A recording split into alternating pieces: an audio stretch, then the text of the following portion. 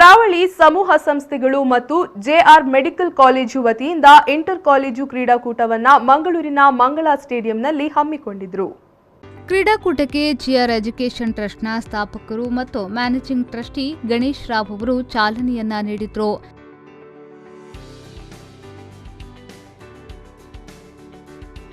ಬಳಿಕ ಮಾತನಾಡಿದ ಅವರು, ದೈಹಿಕ ಆರೋಗ್ಯಕ್ಕಾಗಿ ಕ್ರೀಡೆ ಅತ್ಯಗತ್ಯ. ವಿದ್ಯಾರ್ಥಿಗಳು ಕ್ರೀಡೆಗೆ ಹೆಚ್ಚಿನ ಮಹತ್ವವನ್ನು ನೀಡಬೇಕು.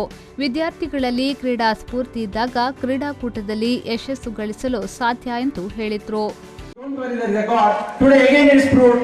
God is there. God is visible in your faces. God is visible in your activities. God is visible in your dynamism. Today's why sports day? Every college, every institution may not have this scale, small scale they organize.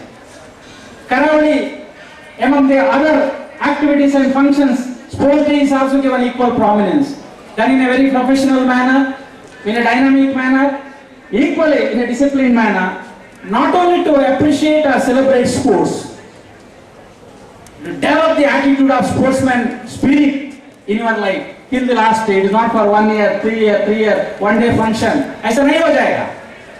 I want to चाहिए भी, because always whatever we do, whatever we face in our life, whether it's academics, whether it's personal, whether it's social, whether it's institutional, or anything and everything what we do, positive, productive and creative. ಇದೇ ವೇಳೆ ವಿದ್ಯಾರ್ಥಿಗಳಿಂದ ಆಕರ್ಷಕ ಪಥಸಂಚಲನ ನಡೆಯಿತು.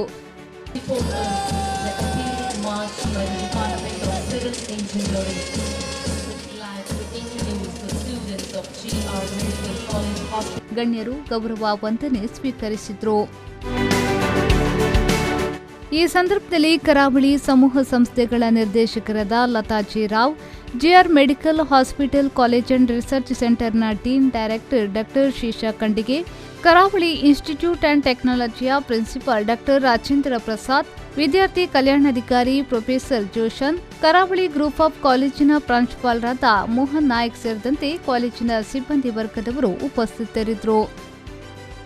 ಶರಸಾಲಿಯನ್, ವಿ4 news, Mangaluru.